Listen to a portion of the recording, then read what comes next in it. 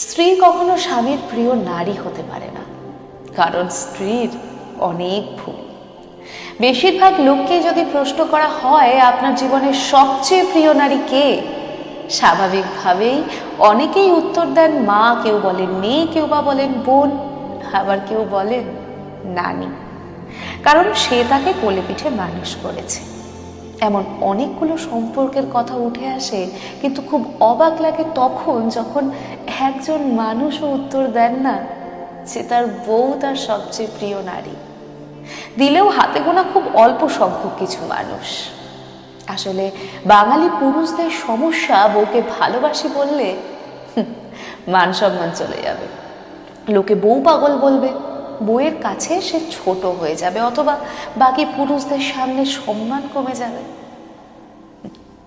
আচ্ছা বলুন তো, এমন একজন মানুষই কি নেই যার হাসপাতালের বেডের পাশে নির্ঘুম রাত কাটিয়েছেন তার স্ত্রী? অথবা একসাথে জীবনের যুদ্ধটা করবে বলে বাবার বাড়ির আভিজাত্যকে ধরে না রেখে স্বল্প বেতনের ছেলেটার হাত ধরে বাবার বাড়িটা ছেড়ে এসেছে?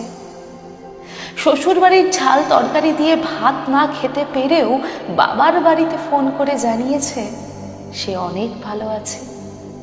নাকি নিজের বিছানা, মায়ের রান্না, জন্মের পরের বাড়িটা সব ফেলে আসা অনেক সহজ?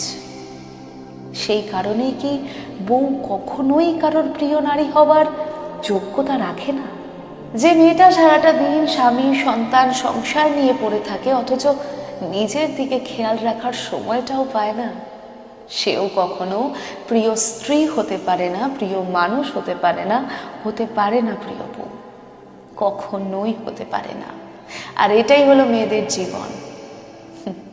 একটা কথা সবসময় মনে রাখবেন, জানেন তো, স্ত্রীদের খুশি রাখতে বেশি কিছু লাগে না, তারা শুধু চায় মেন্টাল সাপোর্ট, তারা চায় কোনো রকম অবহেলা ছাড়াই একটু ভালোবাসা।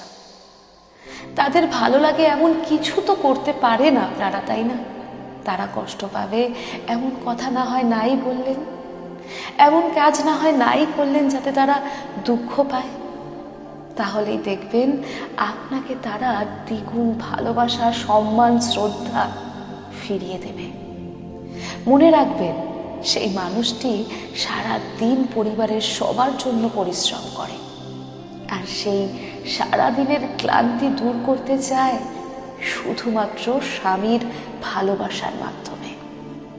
একটা মেয়ের সাংসারিক জীবনে স্বামীর সাপোর্ট ছাড়া কিচ্ছু করা সম্ভব নয়। বিয়ের পর একটা